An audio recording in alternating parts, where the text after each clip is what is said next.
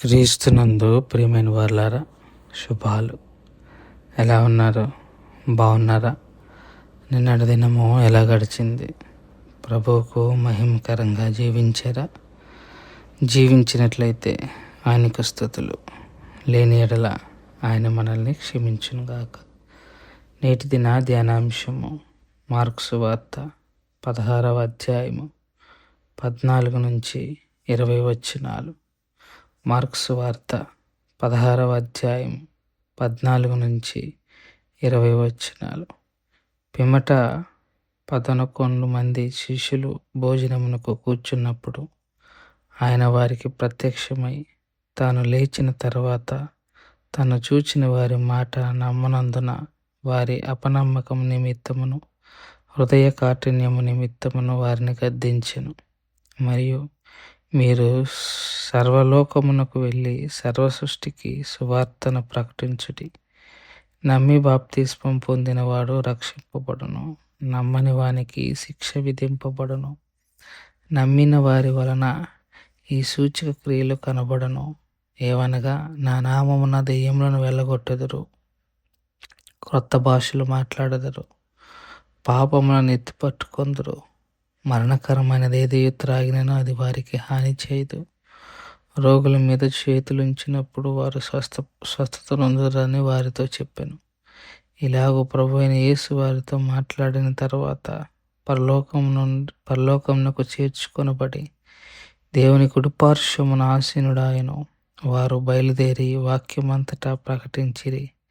ప్రభు వారికి సహకారుడై ఉండి వెనువెంటనే జరగవచ్చునని సూచన క్రియల వలన వాక్యము స్థిరపరచుచుండెను. ఆమెన్. దేవుని వాక్యాన్ని మన వెనికిల్లో దీవించి ఆశీర్వదించును గాక. యేసుక్రీస్తు ప్రభువారు ఇక ఆరోహణమై ముందు జరిగిన సంఘటనలో వారికి చెప్పిన కొన్ని సూచనలు. ఎందుకనో మార్కు సువార్తికుడు త్వరగా ముగించే ప్రయత్నం చేశాడు. దానికి కారణాలు అనేకం ఉండవచ్చు, కానీ ప్రధానమైన అంశాలు ఆయన టచ్ చేశాడు కాబట్టి మిగతా అంశాలు ఆయన అంతగా పట్టించుకోలేదని మనం అర్థం చేసుకోవచ్చు. మొదట శిష్యులను గద్దించాడు నమ్మనందుకు.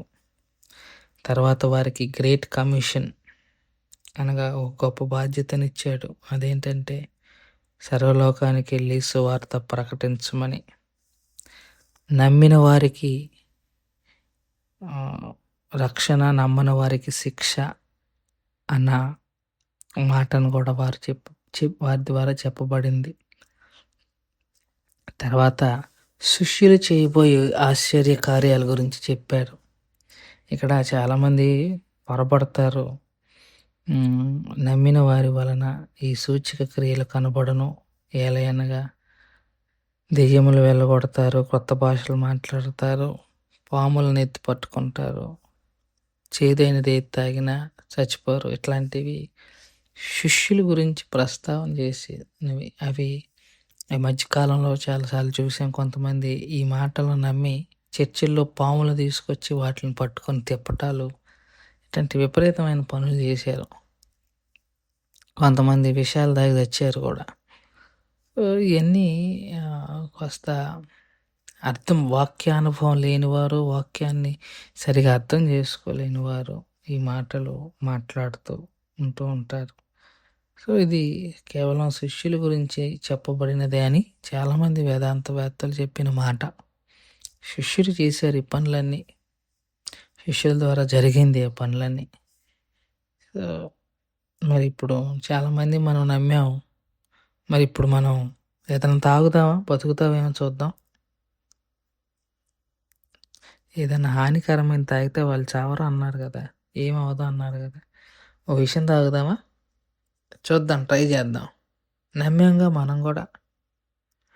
అంటే చచ్చిపోతే సరైన నమ్మకం లేదంటారా? సో ఇట్లాంటి మాటలు మాట్లాడటానికి బైబిల్ వాక్యము ఎంత మాత్రమో అంగీకరించదు. సో నమ్మిక ఉంచమన్నాడు శిష్యులను. వారికి మాత్రమే ఈ ఈ మాట వర్తిస్తుంది తప్ప అందరికీ వర్తించదు. ఇక్కడ ప్రధానంగా ఒక మాట 16వ వచనంలో ఉంది. నమ్మిన వారు రక్షింపబడతారు. నమ్మని వారికి శిక్ష విధింపబడుతుంది. ఈ సువార్త ఎవరైతే నమ్ముతారో వారు రక్షింపబడతారు. నమ్మని వారికి శిక్ష విధింపబడుతుంది. ఈ మాటలు చెప్పి ఆయన ఆరోహణమై తండ్రి కుడి పార్శ్వమందు కూర్చున్నారు. ఇప్పుడు ఆయన తండ్రి కుడి పార్శ్వమందు కూర్చొని చేస్తున్న పని ఏంటంటే నీ కొరకు నా కొరకు విజ్ఞాపన చేస్తున్నారు. ఆ విజ్ఞాపన ద్వారానే మనం ఇంకను రక్షింపబడుతూ ఉన్నాం. మనం ఇంకను నడిపింపబడుతున్నాం. ఆ సత్యాన్ని తెలుసుకోవాలని మనం చేసుకుంటూ ఈ మాటలను ఇంతటితో ముగించుకుంటున్నాను. దేవుడు దీవించి ఆశీర్వదించును గాక. ప్రార్థన చేసుకుందాం. మమ్మల్ని మిక్కిలిగా ప్రేమించిన మా ప్రియ పరలోకపు తండ్రి, మీ పాదాలకు స్తోత్రాలు. చెప్పబడిన వాక్యాన్ని బట్టి మీకు స్తోత్రాలు. విన్న వాక్యం మా హృదయంలో భద్రపరచుకొని వాక్యానుసారంగా జీవించగలిగిన కృపను దయచేయమని యేసుక్రీస్తు ప్రభువారి పుణ్యనామములో అడిగి వేడుకుంటున్నాం తండ్రి. ఆమెన్. God bless you.